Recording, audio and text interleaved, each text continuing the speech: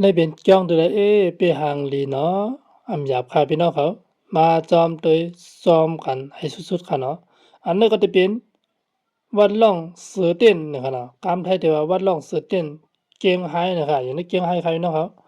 กำเขาขามาด้วยจอมกันค่ะเนาะ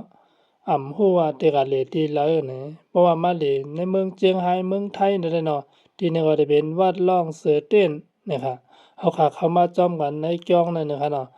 ในจอนั้นก็ได้มีพี่น้องเฮาคาหลายๆเมืองมาเหลยนะครับเนาะนะครับดังในได้มาเข้ามาแล้วก็ได้มีหางพระโลงสีขาวๆตั้งไว้นะครับอ่อนกันมากราบหลู่กันเลยค่ะเนาะนะครับดังในมันได้ตั้งเหนือมันได้จอมผามันได้เป็นหางเป็นซอยไว้หางดีหางงามค่ะเนาะนี่เป็นหางหมอกค่ะเนาะด้วยกันด้านหลังก็หางดีค่ะด้วยกันด้านหลังก็หางดีมนๆค่ะได้พี่น้องครับว่ารู้ ทางเดินก็จะเป็นสีเหลืองสีเพิ่นเฮาว่าสีส้มนะครับจังนั้นนะเพราะว่ามาแต่เกียงไฮ้นี่พี่น้องใต้เขาที่ใครฮ้องกันว่าวัดสีส้มนะครับเนาะอันนี้เพราะว่าพี่น้องใต้เขาใกล้มาเล่นนำกันนะอันเป็นคำไทยใดที่เฮาว่าวัดร่องเสือเต้นนะครับเนาะนี่ครับเพราะว่าเขามาทางใดมาไหว้พระยาวนี่ก็เขาก็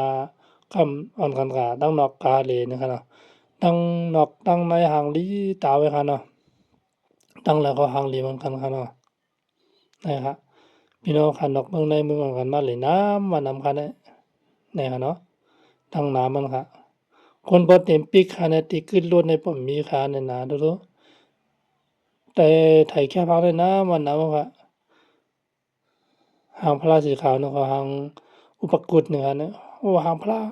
หางอย่างว่าบนห้องวันที่นั่นแหละบนห้องวันหางนักกาเนี่ยโยหางนักกาหางกันหล่นเนี่ยค่ะเนาะ นะครับนี่ก็จะเป็นมีน้ำตกเสมอซ่าๆกันนะนี่มันก็เลยมาอยู่ด้านหลังหรือในไถโรงงานนี่ก็หางหลีตาไว้คันน่ะอย่าลืมมาไถแค่ฟังกันเป็นที่หมายต้องไว้นำค่ายพี่น้องเขานี่ครับเฮามาไปเรียนนี่ก็ได้เป็นวางกองหมู่นั่นนี่ครับเนาะเฮามาไปเรียนที่นี่ก็มาไปเรียนก็ต้องนี่ก็ได้มีหางพลา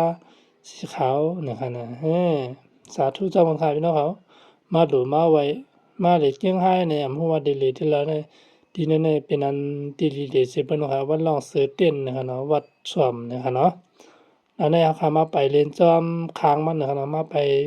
ด้วยจอมคางกันนี่ก็โลโลหางลิเตียหางลีว่าพี่น้องเขาว่าโลสีส้มสีค่ำเด้อล่ะเนี่ยเห็นใครนะนะครับพี่น้องเขาว่าเขาขาไปก็เลยจอมกันเนาะ